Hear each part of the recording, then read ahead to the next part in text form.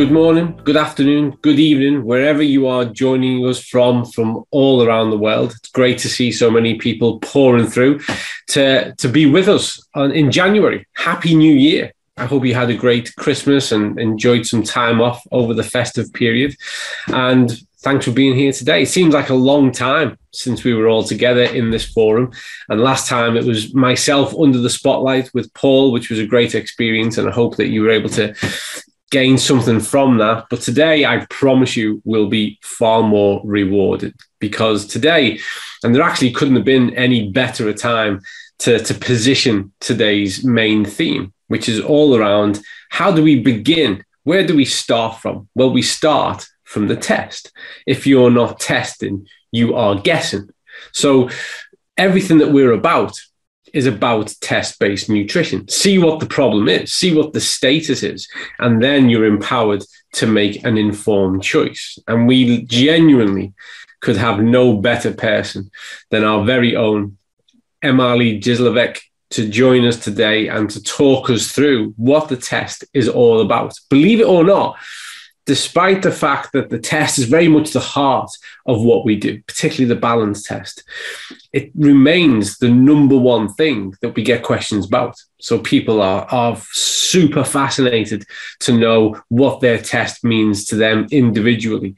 You know, we speak to people who want to know what these tests means in broader terms with regards to the science behind them. But like always, it is difficult. It's impossible for us to discuss individual cases, especially in a forum like this. As I glance down, I see we're now approaching 600 people taking part. We couldn't possibly address individual data and tests. But what I know is that by the time we've concluded today's session, you will have such a clearer insight as to what that test, what the test is about, that you'll be able to make better sense of it for yourself. And certainly when you're having conversations with other people who are likewise trying to make sense of their test data. And why is this important? You know, we live in the age of information. We've gone from the industrial to the technological, and we live in the age of information. And quite rightly so. People want to make informed choices.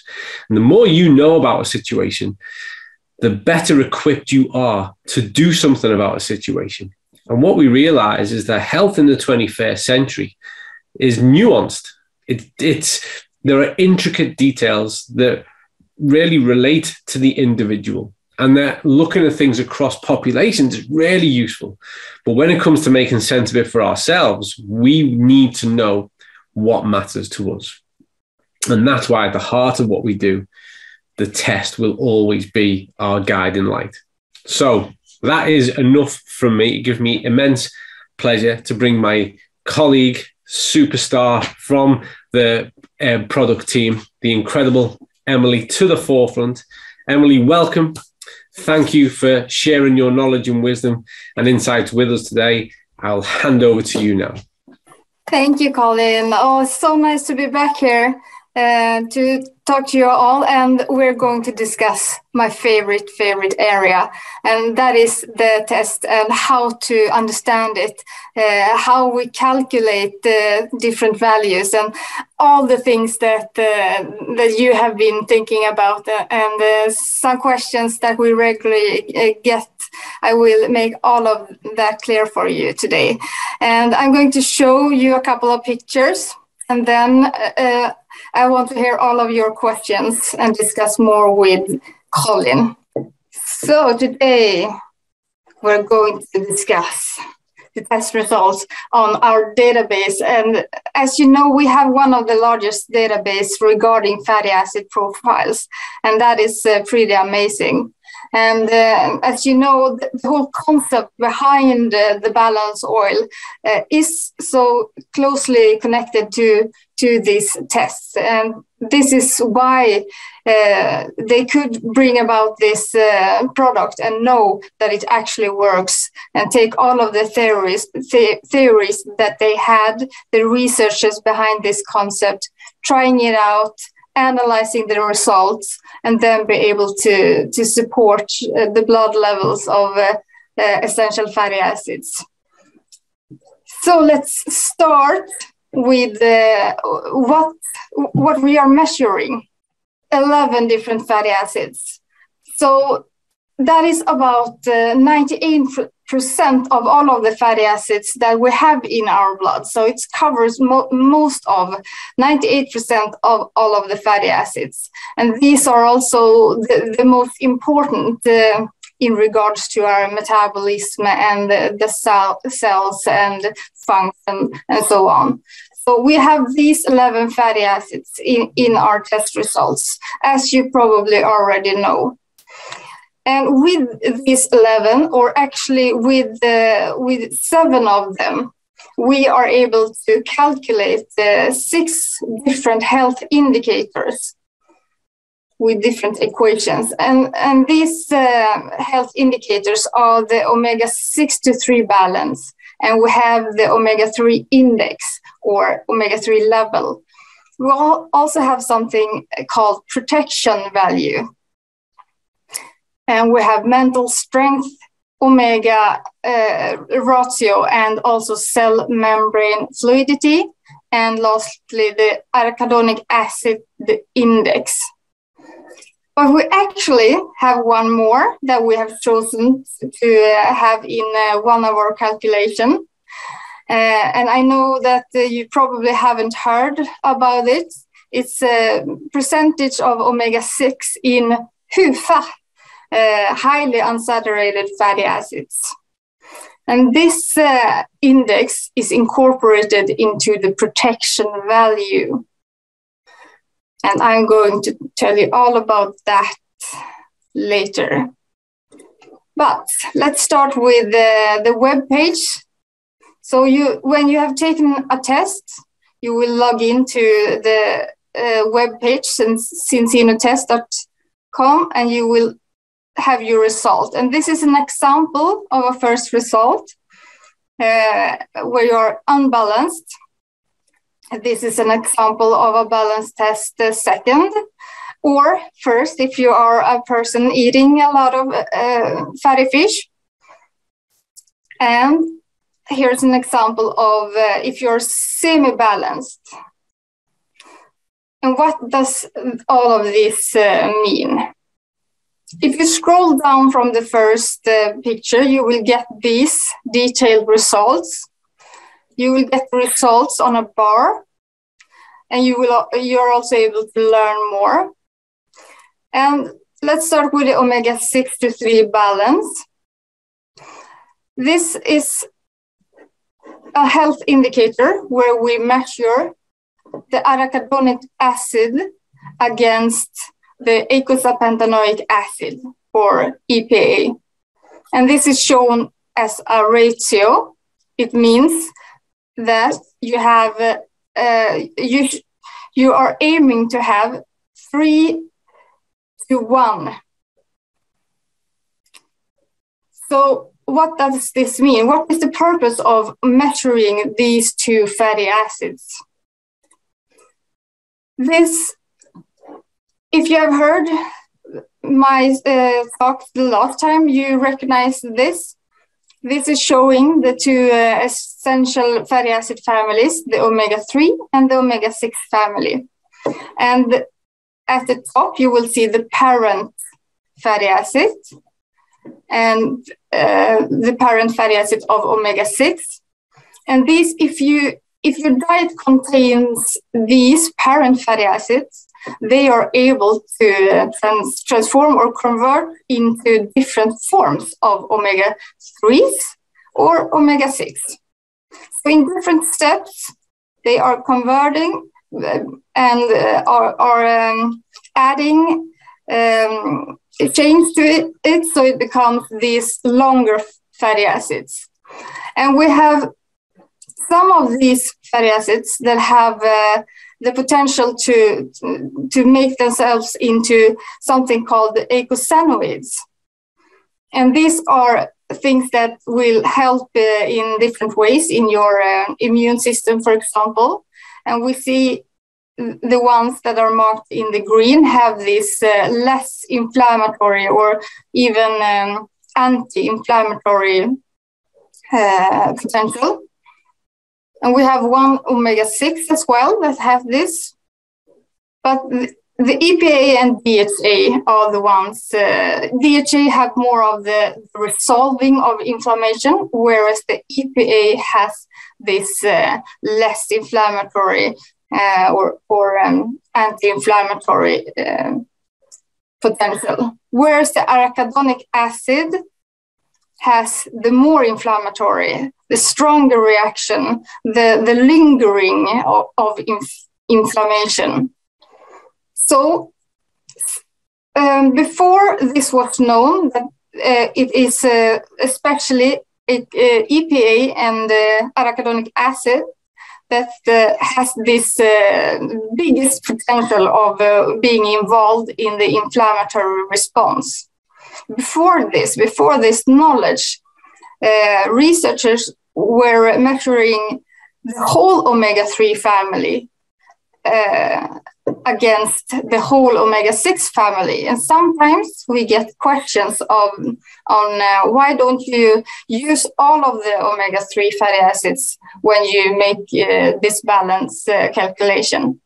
And the reason is that not all of them are important when we are talking about the balance and the potential for inflammation and effect on heart health and brain and so on. So that is why we chose to take the two that have this biggest potential. So these two are in the balance calculations. And we have our famous Angela Rizzo with her colleagues that also have made the studies on comparing the whole blood measurements that we are doing at Cincino and in other places and in other areas of healthcare. They also use the whole blood. But if you measure against red blood cells, which have been previously have been like the gold standard for measuring different fatty acids. But if you compare it, you see you have a correlation between the whole blood EPA, the balance ratio, and the red blood cells. So this has been confirmed. And there are also more and more studies that are focusing in on this measurement and the arachidonic acid to EPA ratio. And here are some examples of studies in where they use this measurement in their studies. So that was the first one, the omega-6 balance. We also have the very known omega-3 index. And the index is well known and is the combination of EPA and DHA. So if we look at this again, it is the two of the omega-3 side, the family, that has both the anti or less inflammatory potential and DHA that has this resolving potential of resolving inflammation. And this is also the fatty acids that is involved in making the membrane more fluid.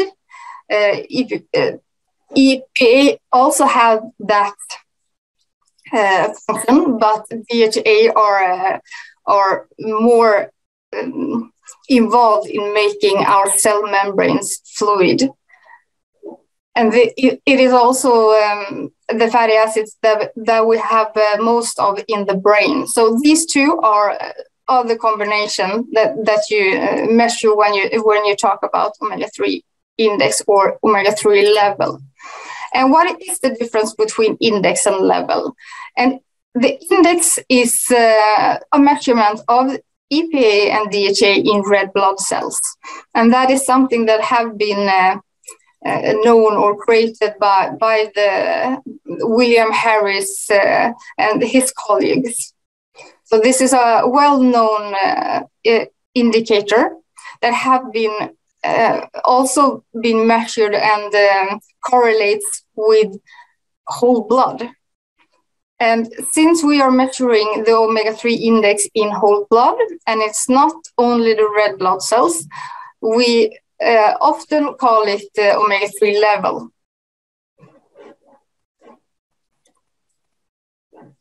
Then we have the protection value, and this is a value that I often get a lot of questions about. So I'm so happy to discuss this value with all of you today. And we are going to see that in the protection value, it's like a summary of 3 different known health indicators. So it's you can see it as you have some kind of disease or condition, and you want to see a doctor, and you go to one hospital, and they have one specific view of how they can measure, how they can treat you, and then you go to another hospital with their doctors, and they have a slightly different way of seeing it, measuring it, and treating it, and then you go to a third one. This is the exact same thing. It's the omega-3 balance that I've talked about, and the omega-3 level, but it also is this third, the less known, the percentage of omega-6 in HUFA, or highly unsaturated fatty acids. So this is the one that we are going to focus on now. And if we look at this again, the fatty acids that are involved in these measurements are only the highly unsaturated fatty acids.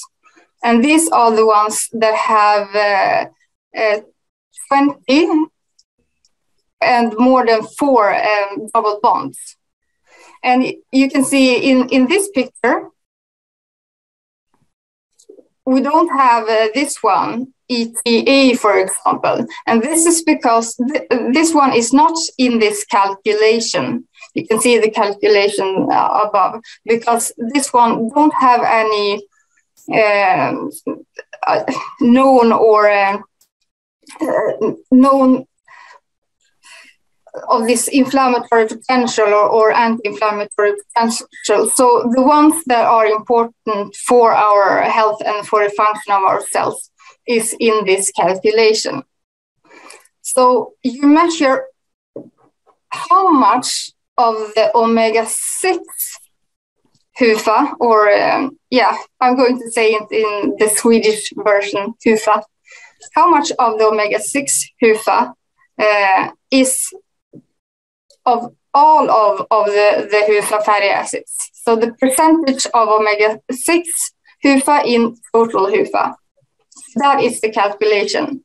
And this is something that have been put forward from a researcher named Bill Lance, or William Lance, and his colleagues.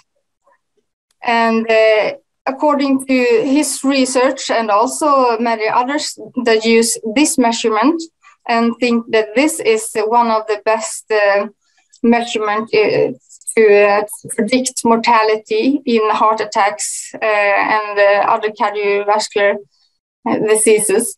And they have found out that if you have a lower, if you look at all of your HUFA, you should have a lesser part of it, proportion of it should be of the omega-6. So if you have 30, 40, or just below 50, then you will have this prevention effect. But if you have higher than that, the risk for heart, I wouldn't say the risk for you, I would say that you are currently providing a situation that is not promoting your heart health in this case. So this is the HUFA or omega-6 percentage in HUFA that is within this protection value. But how do we calculate it? How do we put this all together? And then to understand that, we need to understand that all of these three, the omega-6 to 3 balance, the omega-3 index, and this one, all have research behind them that predicts, based on your value, predicts your risk of cardiovascular events. So that they have this scale of predicting cardiovascular outcome. And we follow that. So the first step is to first calculate, of course, these three values. Then we need to put them in this linear regression equation. So I know that this is a bit nerdy, but I know that some of you really want this calculation. We need to put them into context of this predicting value against your risk. And we do it by calculating these three. And third step is to summarize the three calculated values. And then we divide them by 3. And if your value gets below 0, and you have a negative value, then we will convert it to 0. If your value is above 100, we will convert it to 100. So this is the protection value. First, you calculate the weighted omega-3 level, the balance value, the HUFA value. You summarize it and divide by 3. And if you need to, for example, these ones are the negative values, you will have 0. So protection value is like a summary value or taking in consideration 3 different strong theories of how to best calculate your current, not risk, but current situation promoting or not promoting your heart health.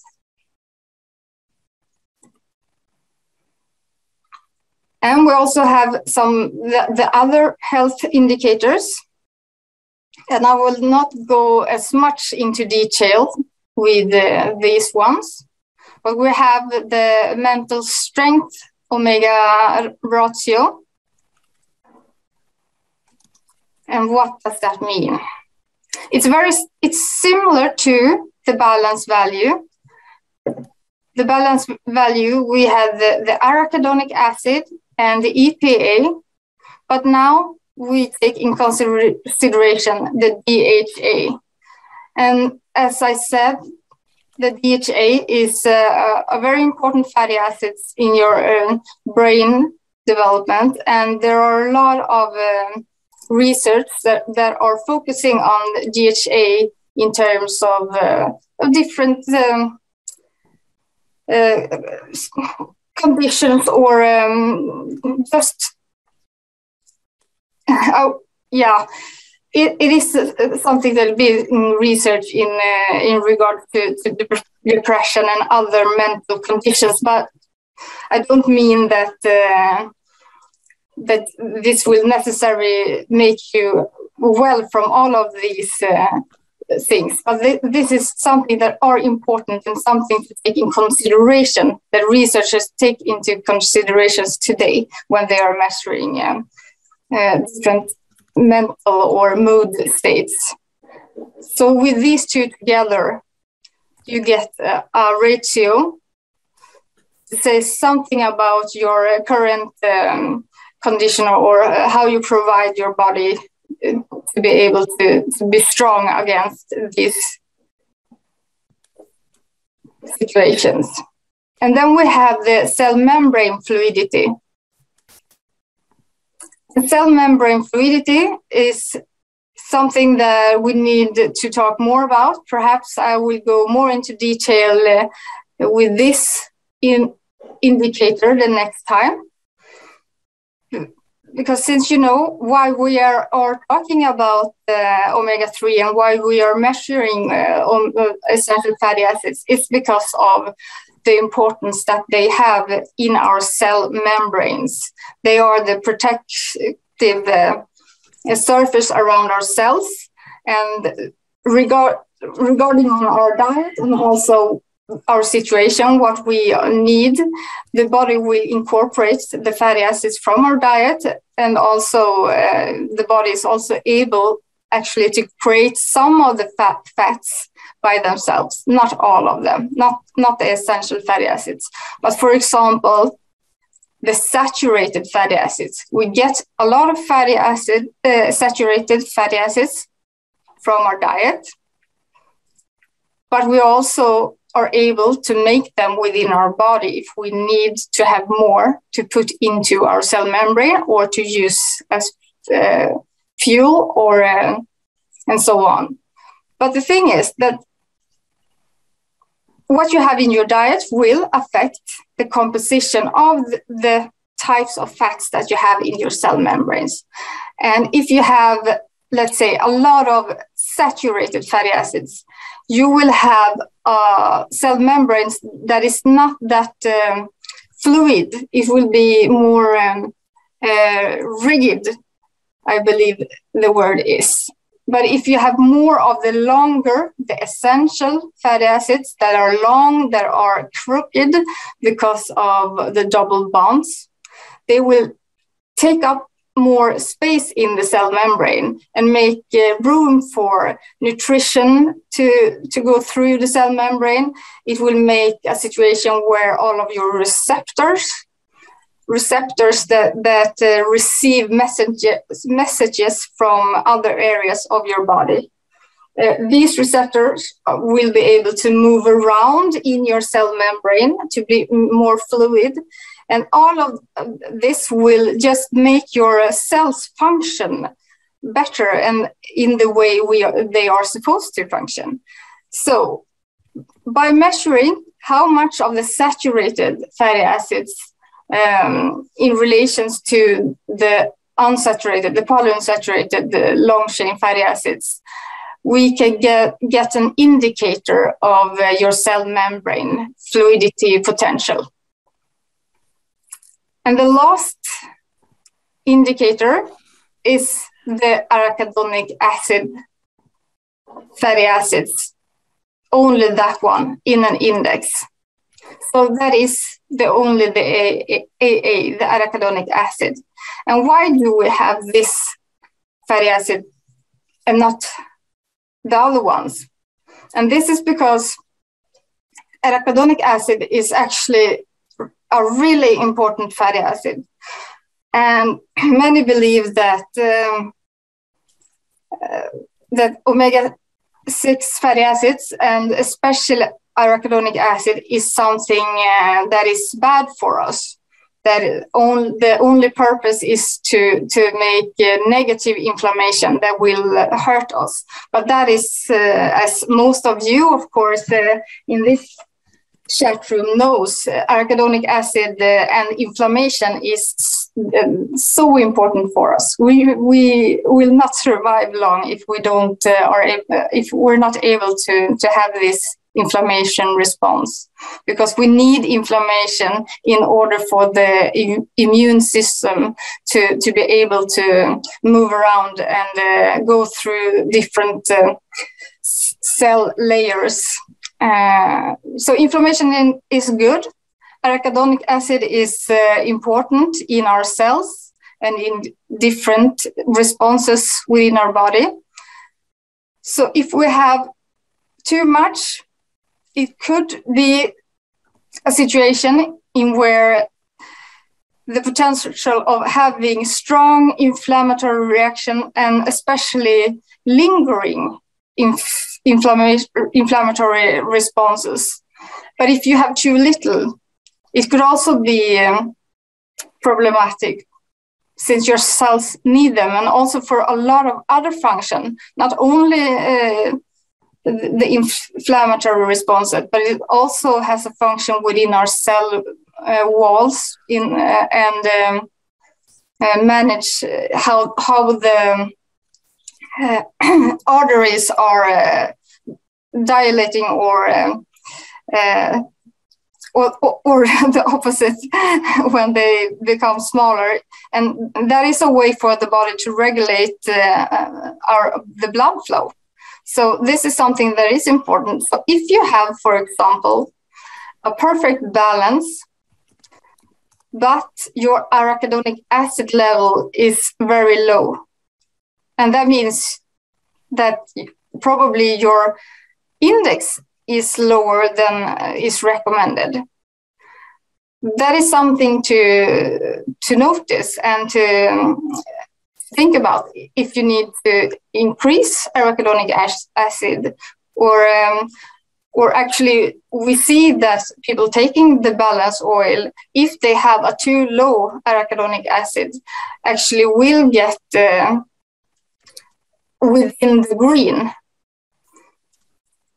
So that is something to keep in mind, that all of these health indicators say something about your current situation, and that you need to look at both arachidonic acid and your omega-3 index when you are evaluating yours or your clients' or friends' balance value.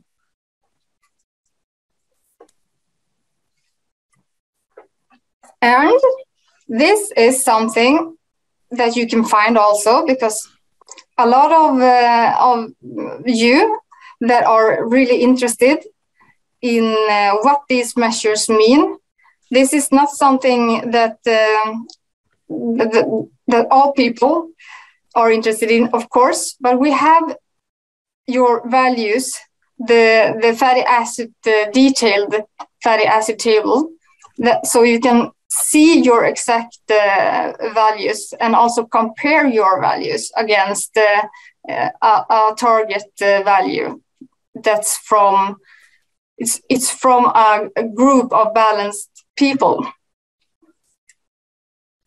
But if you're not interested in knowing all of the details and recalculate and calculate all of the values that we have already provided to you, then don't bother to look at this table. This is only for the ones that want to know more and more and more. And since I know that a lot of you out there listening today are the people like me that want to know more, I'm going to tell you all about this table and what to think about when you are interpreting this one. So you have the target value. This is the value that you can, if you want to, compare your value to. And this is the mean value of a large group that are in balance. But it's only the mean value. And this group of this, not the target group, but the chosen group that have made this target value, they of course have individual variations because we are all different. So this is the mean value. Just something for you to compare your results. And in the next, you will see your result.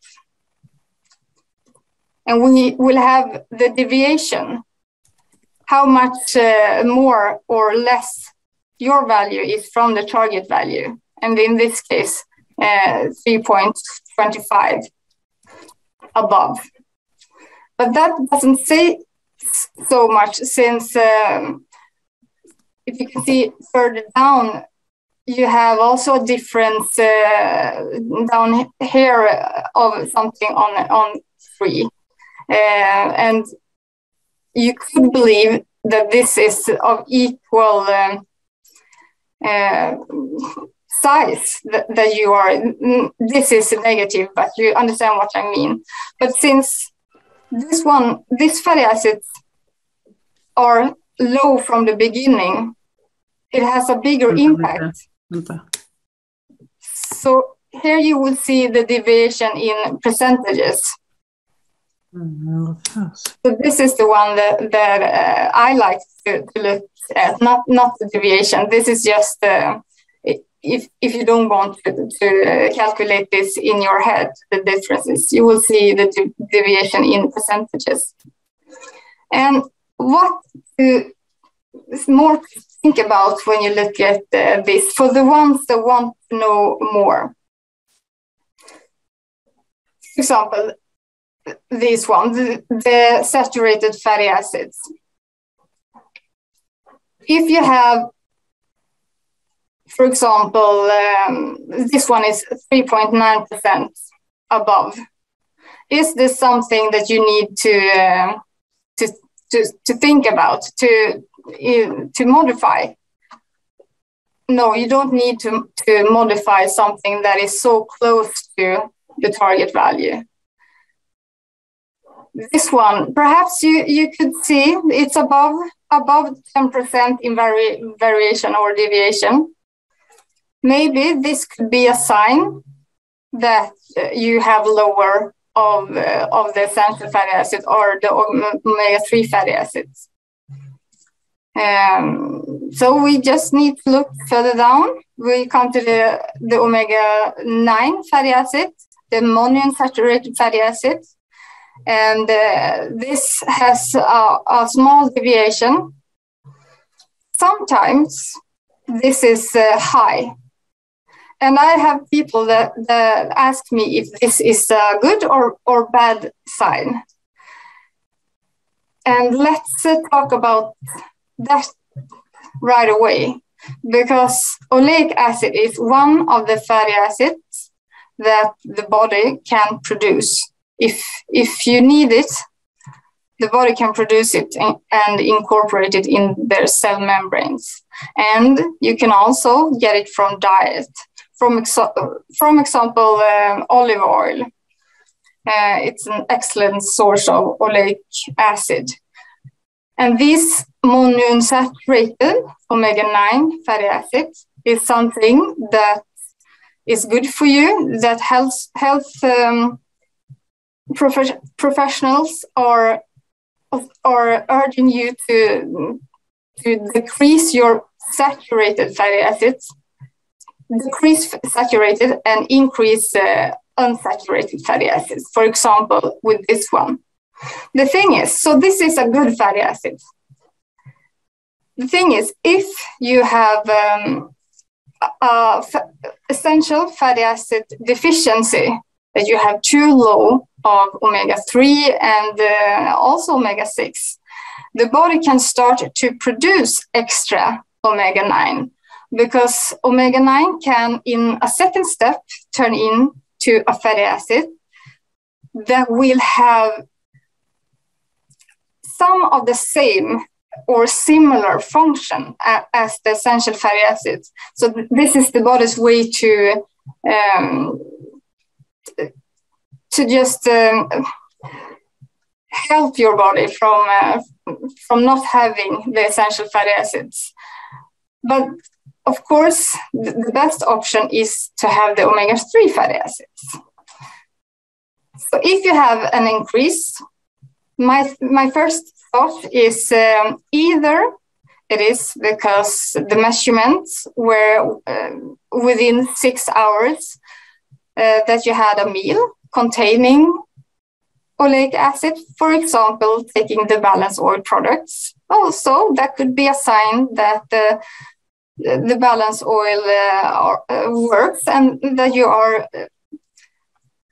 your body is taking up and absorbing this fat. Or, this could be a sign that you will have low levels of omega-3s and also perhaps arachidonic acid. In this case, this was not a big deviation from the target value. And here you can see the parent fatty acids and the next step from the parent linoleic acid. And actually, this one, the homogamma linolenic acid is the step below GLA. And then we have arachidonic acid. If you picture the metabolism of essential fatty acids. And I believe we have had some questions regarding if you have, if you have, that you couldn't, let's see, you got a question, Colin, on the Thomas presentations regarding that you're not able to have a larger amount of the secondary step. If this one is producing this one, that the GLA could not be lower than the DGLA. But that's not the way it works, since this conversion from GLA to DGLA is made by an enzyme in your body. And the rate that this enzyme is working in when it converts one fatty acid to another fatty acid, it's different between different people. So you can have an enzyme that is really fast and or in a really high rate converting these fatty acids into this fatty acid.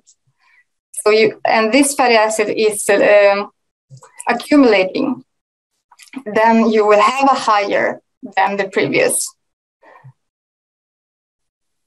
And depending on how fast your enzyme is, or maybe depending on how much of the parent fatty acid that you have been had in your diet, you might have higher than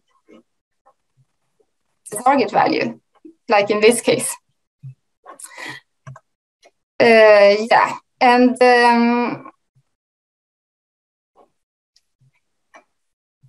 I could also say a couple of words regarding the measurements that we measure in whole blood.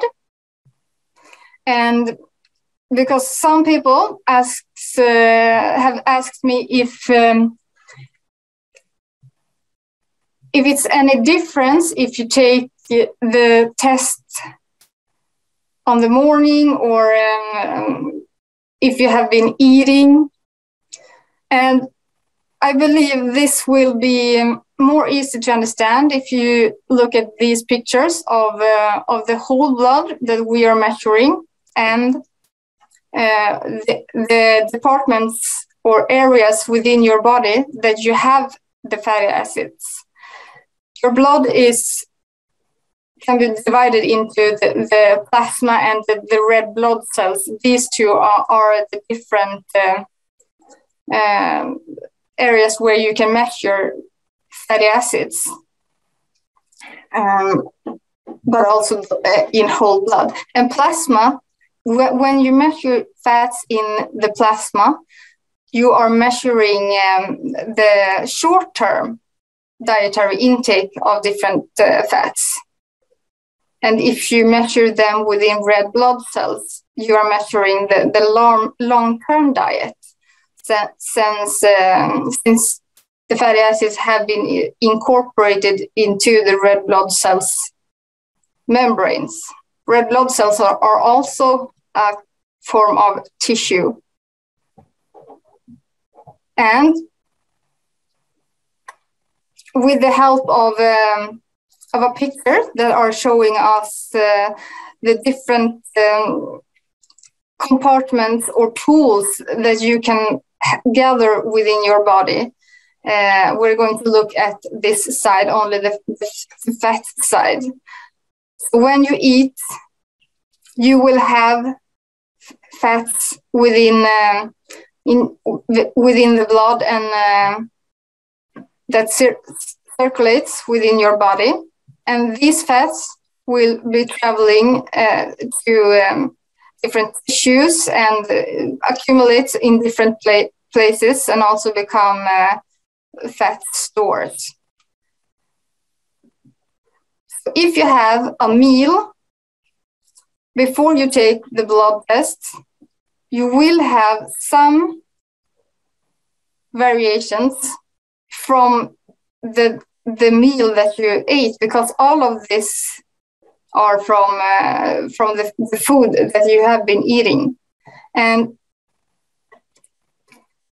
as you know, it takes about 6 hours for fats and the EPA and DHA imbalance oil, and the blood concentration to reach the maximum.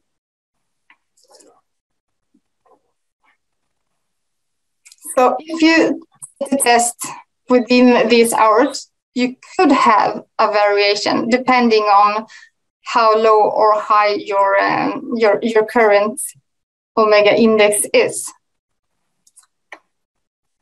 Now I believe that you will have a lot of questions for me, so we stop there and let's start discussing, Colin. There is, quite rightly, there is a ton of questions, Emmalee, and we probably don't have time to get through even a fraction of them, but let's have a go. That was fascinating and quite a thorough, rigorous insight, and I think that the evidence of that is really the kind of questions that you've teased out of people. So thanks for taking us really through that in that really in-depth understanding. Can we just hit on a few things that actually you've covered in there, but can we just hit on them as a question, because they're coming through frequently and they actually mirror a lot of the questions that we do get. So first of all, when we see from pre-test to post-test, when we see no change in the omega-3, but we see a change in the AA, so we see a change in the arachidonic acid, first of all, as a reduction, can you give people some indication of how to interpret that? What does that mean in itself? That is a really interesting area that I would like to make different research projects into, because we see this trend that the small group of people that actually notice that at the second test their omega-3 hasn't increased, or in few cases it actually has decreased according to the numbers, but the person have been taking the oil every day. So the question is, could the oil decrease my omega-3 levels? And no, the oil is not, it's no way that it could in any theory decrease the omega-3. And I have two theories. The obvious theory is that the test is a percentage of omega-3. It's not the actual volume. So it could be that you have the same volume or even increased volume of omega-3, but you had an even higher increase in another fatty acid. Maybe you just had a salad with a lot of olive oil, for example. So your test will be influenced by, or maybe your body have a easier of accumulating some kind of different fatty acid. So it just shows, shows lower, because if you have an increase in one fatty acid, you will have a decrease in the other, because it's a percentage. So that's the obvious, that you can have, you can get the lower number because of you have a rise in another one. And that you could have if you, for example, have had a really fatty diet before you take the test. But the other theory and the trend that I believe I see is that some people, the few people, often have really high levels of arachidonic acid. And that's not, you have arachidonic acid in diet, absolutely. There is a small fraction in, for example, meat, but not so much that you could have that big of an influence from our previous diet. So if you have a really high arachidonic acid value, it is because you have accumulated that into your cells. And with these peoples, few of them have not increased their omega-3, but they have radically decreased their too high omega-6. So something have happened, something in the metabolism, and the body has starting to slowly decrease its use of arachidonic acid. At the same time, started to use the omega-3, which we wanted to because it's less inflammatory. Mm-hmm. So. Yeah, that I just think, sorry to interrupt, but that opens the door that this is sometimes the inherited problem. When you have a data set as large as ours is, and you start to look at grouping effect, but also individual responses, it's then unpacking the unknowns, isn't it? Like when someone asks us to make a comment on an individual test report, it's really difficult, isn't it? Because there's all that back end unknown of meal behavior. There's so much that's going on there that can play a part in the manifestation of the change that we see in the test, isn't it? Yes, absolutely. And I would love to interview all of you that has individual questions. I would like to interview you about your current health states, about your diet, when you take the test. I would love to talk to all of you, but that's not possible today. If not, and there's over 800 people, so you might regret actually making a comment. Just to we're running out of time, and there are so many questions to get through. So let's try and hit up a couple more. Let's stay on this theme for a moment, because this has been asked by a few people. What happens when we see arachidonic acid values drop too low? What can be the problem associated with that? And then the follow-on question is, does consuming the balance oil make any difference, and does it contribute towards changing that status? Yes, this is also something that needs to be discussed individually. But one reason for having a low arachidonic acid is because of diet. Maybe you eat a really low-fat diet, and there is risks of eating a low-fat diet because you have the essential fatty acids in the fat. So this is a huge, you know more about this than me. It's a huge problem within athletes that they are not getting enough of fat, so they don't get enough of essential fatty acids and fat-soluble vitamins. So that's one reason. And also, of course, different states of your body, if you inflammatory states for a long time, together with diet, of course, could contribute to having low values. And if you have really, really low values of arachidonic acid, I would not recommend that the only action you take is to continue with the balance oil. You also need to think about the amount of arachidonic acid that you get in your diet, because we know that omega-3 are competing with arachidonic omega-6. So if you have really low, you shouldn't compete even more with the arachidonic acid. You need to also have that in your diet. So both take the oil and have extra arachidonic acid. But if it's, just right below, you can absolutely take the balance oil, because we see that if you have too high or just below, too low, more people get into the middle by taking the balance oil. The body strives to balance. Yeah. The dynamic art of equilibrium. Thank you. That's the word. One more question about levels, because this has come through from several people. GLA, so the gamma linoleic acid, when we see that it's getting too high. Yeah. What's our cause for concern there? What should be our action? What should be our consideration? GLA being too high. The only reason for it being too high. No, GLA, I wouldn't worry about GLA. That's nothing you should worry about. GLA,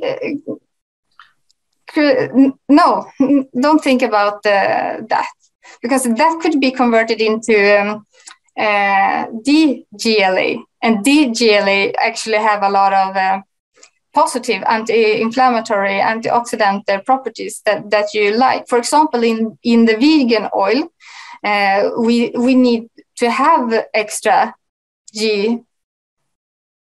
help me call it, GLA. GLA, that's right, yeah, that's right. Just to get the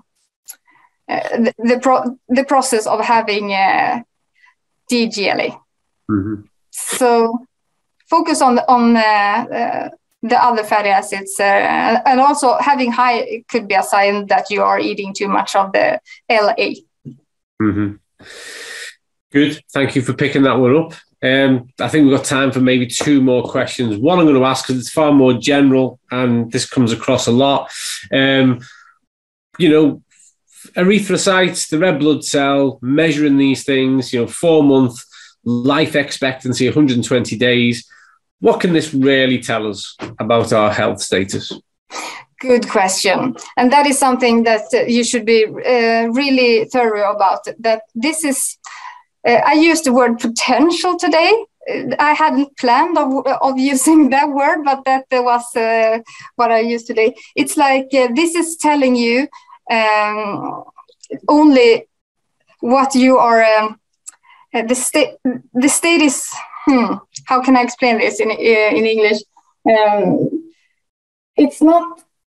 If you have 0 on the protection value, it doesn't mean that you are going to die. It doesn't mean that you're going to have a heart attack. It only means that you are providing the body with these fatty acids that are not going to be health promotive in these areas. But it's